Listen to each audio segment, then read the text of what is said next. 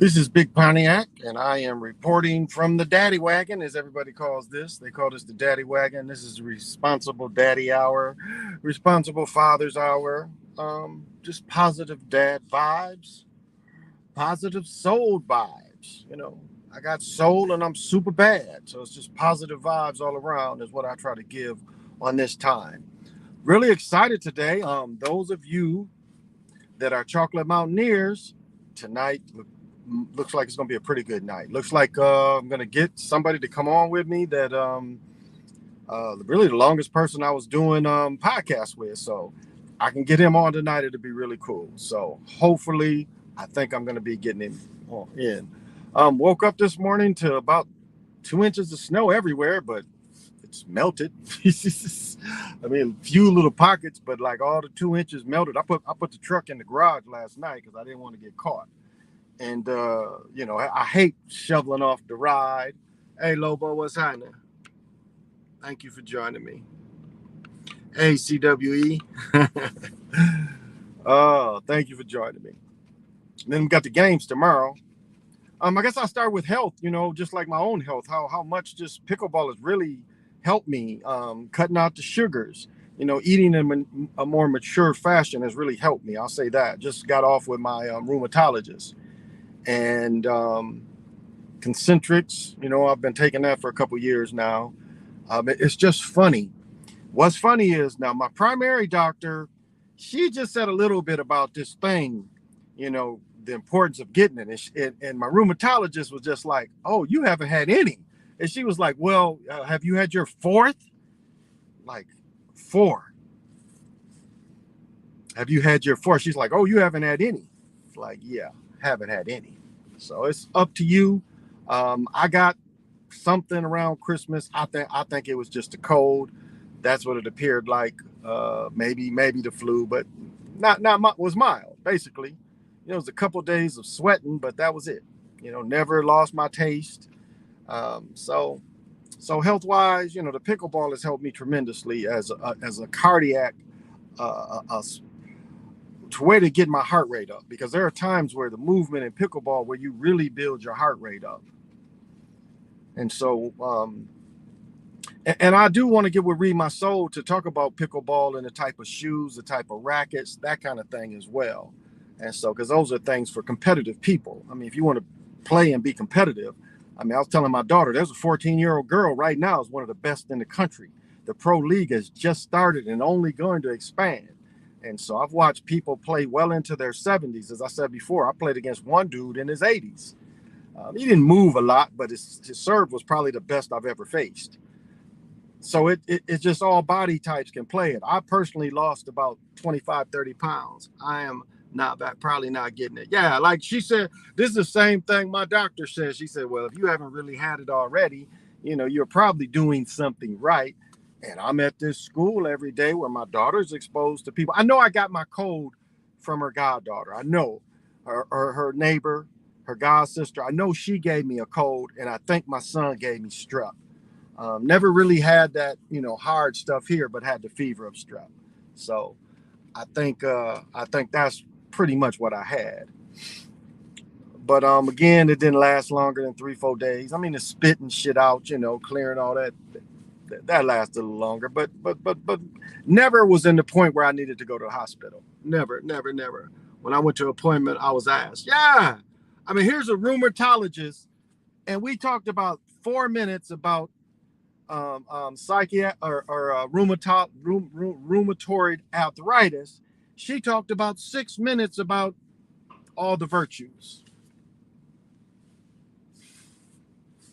I don't know what that was. I heard a lot of noise. So 6 minutes about, So I don't know. I don't know, but it was okay. It was cool. She's like, wow, how did you lose so much weight? And I explained to her, just being active, cutting out sugars. That's the biggest thing, is eating natural sugar. Because like 6 months ago, I was still eating freaking Frosties, which ain't nothing but sugar, and so I just had to change my eating patterns, and it has helped me. It has helped me being active, changing my eating patterns. I should have walked today, had a chance, because I had therapy. I get therapy on my elbows, And so and she made me the little sleeve you can put on. I might buy another one because right now I'm wearing the big bulky sleeves and that stuff. It might be here. See, right now I'm wearing these, you know, and you can, but I think I'm gonna switch to a better sleeve or even the little thing you can put right here in front. Probably gonna definitely have to do that for my knee because I've did some to my meniscus.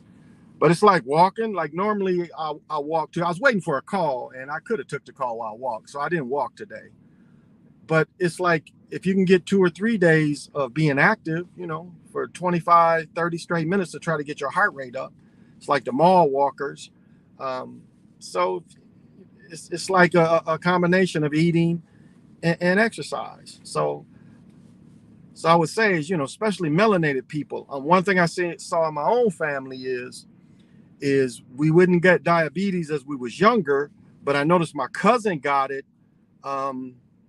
He had a stroke when he was in his 40s. Again, he was, you know, he smoked cigarettes and he did crack, but he had a stroke, I'm sure, because of that. But as he got older, he also got diabetes. But again, not eating right. So as you get older, and if you are younger, it is better to eat better. I think this year's NBA playoffs games are gonna have so many injuries again. I wouldn't doubt that. I wouldn't doubt that, CWE. It's like they traded Tariq Hill, which I don't understand why they would trade him. How was he like? Why would you get rid of such a weapon? That's what I don't get. What now? They say they didn't want to pay Hill, but they gave Hill a big ass extension. What, they guaranteed $70 million or something like that? That the Chiefs had already extended him. So I didn't understand, like, you extend the dude, then you trade him. I mean, I know that cuts him off the books, but the 29th pick, you're not going to get a player good as him. Not at the 29th pick. So they know something. And then their other receiver left. That number 11 left. That number 11 left for them. It looks like they're trying to make room for more contenders in the AFC West. I think that's a good point too, Lobo. I think I kind of considered that too. Because already they were saying that they've got them picked to be second or tied with second with San Diego. And that's kind of how they do the agenda. They take turns. Yeah, definitely. Hey, Jay. McCole Hardman. Okay. Not sure who that is. They don't want Mahomes winning again. I think that's a good point. They probably don't. Remember, Joe Montana was only in one Super Bowl, and he lost. Or not Joe Montana. Dan Marino. Dan Marino only played in one Super Bowl in his first or second year, and despite having all those weapons as receivers, they never had a running back. And that's kind of like it seemed to be. Like I remember Sammy Smith came out of Florida, crucial game, fumbles on the one. Hightower, I think. I don't know if y'all remember Hightower. I think he came out of Miami too. Never really helped them their running game, and so they was kind of one-sided. You know, not able to even use the wing players. And I think that's something coaching wise. Miami never utilized the wing players or the slot players or the backs. They was looking for for Marino just to push the ball downfield. I think that was a lack of coaching too. Yeah, the number 11 dude. Left. Yep. Brady on Patriots didn't take turns. They dominated for 20 years. Yeah, they did. They didn't take turns at all. But again, you saw how they set that up. They set it up for like that. And that's why they put them. Remember when they did a realignment, they put them in a weak league. And so you had weak teams other than when the Colts kind of would knock them out. But other than that, it was weak. It was a very weak league where you see they purposely did that. But again, they kind of did that for the Colts in the early, when the Colts did win their first Super Bowl. Because remember, the Colts was an NFL team that was put in the AFC. If you remember, when the merger hit, the Colts was put in the AFC. And so for a while, the Colts, dominated. Even Burt Jones, even though they never really won anything, but they were competitive for a number of years. But that was all set up to make Miami look good. Yep. Packers aren't really taking turns either. But let me see. Packers aren't really taking turns at either Bears, Lions, or Vikings are bad. And the Vikings, I don't know. We'll see how they do. It also helped that none of these teams could find franchise QB until the last couple of years in New England. Yeah, that's a good point too. I mean, Miami, they're not sold on that guy, and I've already talked about how his coach got him injured. I mean, don't think that he wasn't injured on purpose in college. He really was, and his own stupid fault too for just not going down. I mean, that was his lack of maturity trying to make a play, even though they're blowing out a team and he shouldn't have been playing. His lack of maturity, his lack of self-awareness, and not just going down. There was no reason to risk his health, which he did on a busted play. And the other team, again, you don't think people get jealous? Tell you example, Tim Brown, the year he won the Heisman, they was playing teams, and you had people going after him all game. It was individuals going at him all game to try to injure Tim Brown. Luckily, he didn't get injured, but you could see where they was going after him, and they lost. I can't remember who they lost to, but it was like the whole game you saw extra dudes going at him. So you got to keep and I always go back to Gale Sayers and the way he was destroyed. I don't think Gale would listen to the fix, or he was smart enough, maybe naive, but again, they destroyed one of his knees, led the league in rushing the next year, then destroyed his other knee. Played in 100 games, but all pro 5 straight years. Not Pro Bowl. It's the difference between being all pro, because if you make all pro and you play in the Pro Bowl, that's 2 different rings. You get an all pro ring and you get a Pro Bowl ring. So that's 2 different rings you get. And you get, like, if you lose the Super Bowl, you get whatever conference you from ring. You'll get a championship ring. The refs get rings. I don't know if people realize that. The referees get, like, if you refed in a Super Bowl, you get a big Super Bowl ring. It don't be like the teams, but you get a Super Bowl ring. So you play in the All-Star game for baseball, that's a ring. You play in the All-Star game in basketball, you get a ring for that too. Instead of giving trophies, they started giving rings. So, but that's part of what we see. That's part of the agenda, which is weak. But yeah, I mean, they stacked the deck. When it came to New England, they really stacked the deck. And as you watch the 30 for 30, you see how they built them up. You see how from Steve Grogan, Tony Easton, or Esiason, maybe his name was Easton. He was a quarterback they had that played against the Bears. That was good money I won against the Bears too. I won good money on that. They covered, but killed them. But that was really, really good. And all the money was on the Bears. But in the Midwest, all the money was on the Bears. It's Rams to dominate. Probably so. Yeah, you get a ring for being All-Star. Yep, you definitely do. You definitely do. I'll say I didn't know this, but we had a sports shop, and Franco had given his ring to the guy at the sports shop. So that was the first time I saw it. Well, no. Jack Morantz maybe was his name. He was a 68 or 69 NBA All-Star. And he never won a championship when he was with the Lakers. He was on that 69 team that lost to Boston, and he was showing his ring. He never was a champion. But yeah, they get the rings for that. Yeah. Hey, Read My Soul, I was just talking about you. What's happening, man? How you doing? Yeah, I was just saying, looking at whenever we can get together, looking at like pickleball shoes. Pickleball shoes are a little different. And what I'm looking for right now, we're looking for a soccer shoe that's not narrow. My best friend's son is suffering from turf toe. And so most of the shoes are narrow. So we're trying to find a wider shoe. Now, I know the first cleat I played in when we played in the Meadowlands in 80, maybe it was 80 or 81, they gave us the old-fashioned multi-layered cleats, but that was a wide toe. He said he had a pair of those and they ain't really helped him. And I'm waiting on the day when LeBron counts his all-star rings, his overall ring count. Yeah, oh yeah, definitely. Yeah, that Everett shot was really opening my eyes. Okay. Yeah, he shouldn't have made that shot. No way he should have made the shot. I'm sure he can carry his championship rings around. Most of them cats don't. Most of them cats don't wear their rings What you used to see years ago in football was like during the playoffs, dudes would start wearing their rings. But I've noticed a lot of them scale back. Like Howie Long was one that always wore his rings during the playoffs. And now you don't see him. Troy Aikman used to too.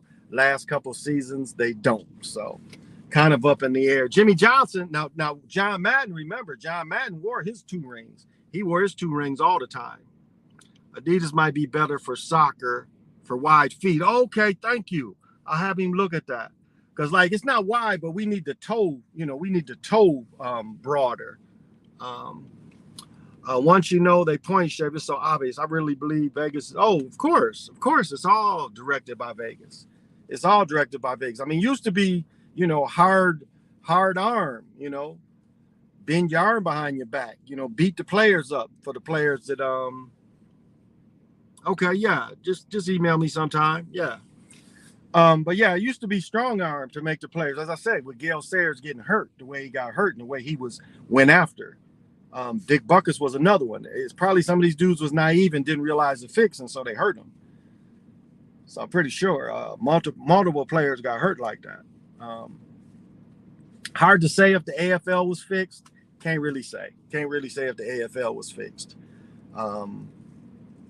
But definitely the NFL always been fixed. I mean, you never. That's why, again, look up that Three Stooges football movie, and I think it's Horse Feathers, by the Marx Brothers. Those 2 old football movies from the 30s, where they was, I think, with the Three Stooges one, they talk about going to buy the players. I mean, that's how pro football really started. Was they went and paid college dudes, that they would pay the college dudes to come, because back then, they didn't know, so college dudes would go play the pro game. Like say Saturday they played the college game, then they would whatever other day they would go play the pro game. Well, thank you. Hey, homie, what's happening? Vegas has Nets number 2 NBA title odds. Nets are playing team. Are a playing team? Yeah, they are a playing team right now. Yep.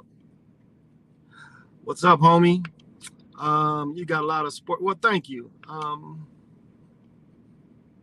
What kind of shady things on baseball? Baseball really, baseball is always from their history. Hey, CJ, his arm is weak. It is weak. Hey, D, what's happening?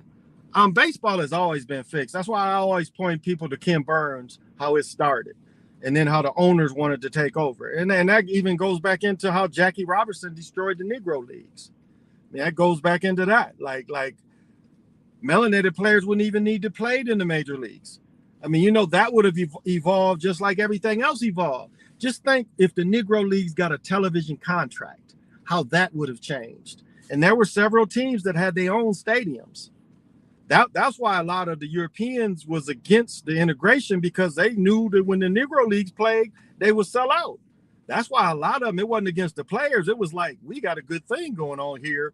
And, our teams don't draw as well. But with the Negro League teams, they drew better. They'd have a doubleheader. One be the Negro League game, one be the Major League game. So that's why a lot of owners were against it. It wasn't necessarily the players, but yeah. That's a whole nother story.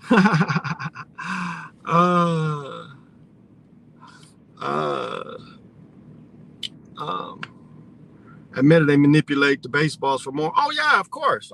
And then we get Sammy Sosa's bat, which broke on purpose. You saw his cork bat, so we know that. I mean, think of the year before. I've talked about this many times. The year before the home run thing was the strike, where it wasn't no World Series, and people didn't care. People cared even less about hockey. When hockey went on strike, people cared even less about it. People's like, fuck hockey. And there's so much minor league and other, there's a lot of minor league hockey. So especially in this part of the country, I mean, Michigan, the same way. It's like people don't care. But baseball, people really didn't care. So that's why they did it. Do you believe they use magnets in baseball? I don't believe in anything, Lobo. No, I don't think they have to in baseball. I really don't think they have to. Because it's easy. Okay, if you look at how you do film work and film study, it's easy to see what a hitter wants, his sweet spot, and what a pitcher wants. Like a lot of times, take what's his name, the big number 99 for Kansas City for the Yankees. He's one of the worst hitters ever, unless he's hitting home runs. Justice. Think of Justice. I think that is his name. But he's one of the worst hitters in the league. And you can see when they want to get dudes out, they get dudes out. When they want to serve up home runs, they serve up home runs. So I don't think they have to have that in baseball. It appears like that part is organic, far as in the earbuds, give him a home run, miss the ball, do an error on purpose, hit a pitch, hit a guy on purpose. You see how they're going to do, extra innings, put a dude on second. I mean, that ain't fixing the game. You know, you put a dude on second, that ain't fixing the game. So you see how they fixing it. Did you see Zion fake dunk? No, I didn't see that. Yeah, they definitely used to juice the balls and the bats. Using pitcher substance for grips. Pitchers using substance for grips. Also, you know, look at some of them Mark McGwire's. He was taking creatine. He was taking creatine during his home run thing.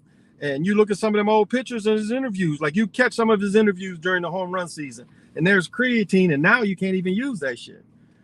So that's why they didn't mind the steroids, because steroids made more home runs. So they gotta have earbuds if it's pre-rehearsed. Like, well, I mean, I think it's on the fly. I agree. I was thinking, did they use magnets in baseball, the ball would hit the foul poles a lot more. Yeah. I just think baseball doesn't need it because it's the human factor. You can give up a hit anytime. You can pretty much give up a hit anytime. And I think that's how they control it. Because you see when pitchers want to throw a no-hitter, it ain't don't nobody hit. It appears like pitchers can be dominant when they want to be dominant. So that's what I think. Look up Colin Cowherd's Zion dunk. They tried. Okay. Good point. The Astros won a World Series just by watching films, stealing signs. I think it's more to it than that too. Fans can, yeah, and you can keep the baseballs. Absolutely right. So I think, you know, they tell them in the ear, miss the ball. You know, it's just that much on the fly. Go ahead and miss the ball. Get a guy on. Get a rally. You know. So yeah, they wouldn't really need the magnets in baseball. I don't think they need them in baseball. I think it's too easy to serve up a gopher ball, as they call them, or batting practice balls. I think it's just too easy to do that, so they don't need that. But it's just they tell them when to make errors. You know, they go through it and tell them when to make errors. Yeah, I mean, you can see, you know, you can see when they want to shut a batter down, they generally do. So it's like when they want to give a home, look at, like a lot of times they say, oh, the pitchers miss. Think about it like this. Satchel Paige, when he pitched, he would throw, 27 outs? But Satchel Paige would pitch 30 pitches and beat a team, and then go to another city and pitch 30-some pitches. So that's how dominant a pitcher can be. So we got guys now that pitch, 5-6 innings? They want to be dominant. They let the dudes be dominant. If they don't, the dudes give up hits. All the strong teams won championships. Yeah, the oldest teams too. I remember you made the Hank Aaron home run video where the catcher told it. Yeah, exactly. That was like on this channel, one of the first ones. You see the catcher tell, and Hank wasn't paying attention at first, but yeah, you know, when he was catching that record, you don't think Al Dowling likes to be the one that served up Hank Aaron's record? You know, they ain't hating that. But you like watch all of it, because I kept track, because before he broke the record, he stayed on about 712, 713 the year before. So that was on purpose too. And then the next season he breaks it early. I was in 8th, 9th grade, maybe 8th grade when he broke the record. I think I had a color TV in my room, so I was 8th, 9th grade when he broke the record. I think maybe 7th, 8th grade, somewhere in there. Oh, maybe later 10th grade. Seemed like we had moved into the bigger house.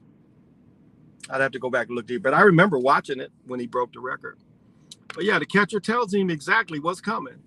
I'll do further research, but Sean Washington, oh yeah, he definitely is. Lobo did a good thing on seeing who the MK Ultra athletes is. It's just like the dude for Purdue. his mama, they just won. Notre Dame just won game the other night, the women's side. So we know that he's getting, he's getting the training already. As we saw with Kobe. I mean, yes, his daddy played in these other teams, but it was also a benefit for him to learn them other languages, as far as his controlling they wanted him to have that. They wanted him to be multinational as far as that cat. So yeah. So we see him. We see the Griffeys, how Griffey was. That pitchers also have to hit. They shouldn't be required to hit. I agree too, LG. I don't think they should either. Now that's how they found out Babe Ruth could hit, because Babe Ruth could pitch, but it just takes away from the specialty. If you get hit, could break your hand, break your fingers. So yeah, it's so specialized now. It doesn't make sense for pitchers to hit. It's just too specialized. Doug Ebert is the nephew of CBS March Madness graphics guy. Wow, that is a good find. And that's how it always is. They always want to pump people. Remember the dude that was doing the dance, a couple years ago, how you started seeing him pop up everywhere? Hey, Mr. Lamborghini Leglock, thank you for joining. Wow, they got to be getting out in a few minutes. So, but that's what we see. We see these people raised. And it's the same thing. I wouldn't be surprised, Britney Spears' children, and what they did to the Disney children, going back all the way to Annette Funicello. You look her up and look what they did to her. I mean, it's just kind of weird that this is how far back this shit goes back to the 50s. Because I watched the Mouse Club or Mouse House, whatever it was called, Annette Funicello was on. That shit was in black and white, and I was watching it in the early 60s, like 2, 3, 4. That's what I was watching, that Mouseketeer's house or whatever it is. But that's how long, Disney has been manipulating children. They did a whole segment on it. Yeah. Okay, I didn't see that. I didn't even watch that. That's trying to tell you, though. I didn't even watch that.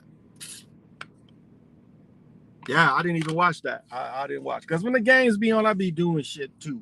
I don't be just, watching the game. I got other shit going. But you be watching a movie, too. It's just, I get so bored watching the game. And then the more the fix is in, the more boring it gets. So.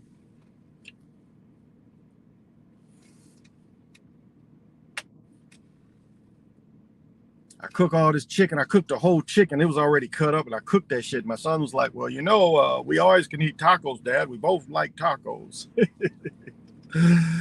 I'm like, yeah, we both do like tacos. Spaghetti lasts longer. He don't really like spaghetti.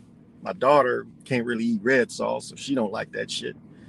So I'm probably going to go eat tacos, and I'll eat that chicken for lunch tomorrow or something. I got to show this shit, though, that she made me. Oh, here she is. Well, looks like this is it. Tonight, I got a bad motherfucker should be joining me. So make sure you tune in at 12 Central for the Chocolate Mountain Show, because I will be back. Tonight is my first start of the week. So I'll definitely be back pushing that out for the Chocolate Mountain Tears that like to join. So till we meet again, say less.